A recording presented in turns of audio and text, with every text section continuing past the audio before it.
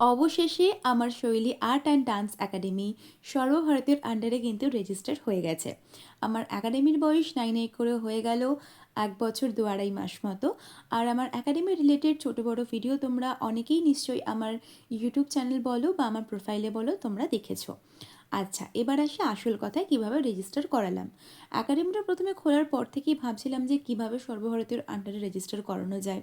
কোনোভাবেই কোনো উপায় খুঁজে পাচ্ছিলাম না। তো সাডেনলি ইনস্টাতে ওদের একটা অ্যাডভার্টাইজমেন্ট দেখি, সেটার থ্রুতে আমি একটা বেসিক ইনফরমেশন দিয়ে একটা ফর্ম ফিল আপ করি ওদের অনলাইনে।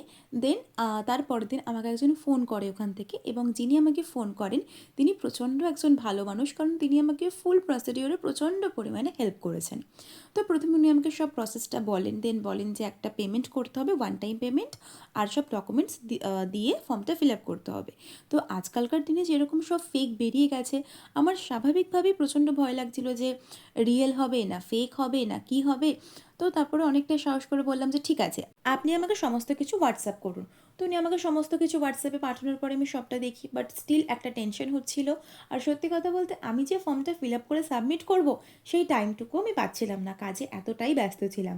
তো তার 1-1.5 সপ্তাহ কাটিয়ে ফেলার পরে আমি ওনাকে বললাম ঠিক আছে, আপনি একটা কাজ করুন, আমি আপনাকে সব কিছু সেন্ড করছি, সব ডকুমেন্টস পেমেন্ট করে পেমেন্ট রিসিপ্টের ফটো, আপনি ফর্মটা বরং ফিল আপ করে দিন। তো উনি সব কিছু ফিল আপ করে দেন।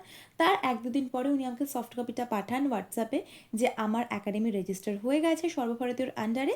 আর তার 3-4 দিন পরে বাই পোস্টে এই সব পার্সেল আসে। আর সত্যি বলতে এই সব কিছু হাতে পাওয়ার পরে আমি যে এতটা পরিমাণে খুশি হয়েছিলাম, যে যেটা ভাষায় প্রকাশ করার মতো না। আর এই সব কিছুর পেছনে ফুল ক্রেডিট কিন্তু আমার মায়ের।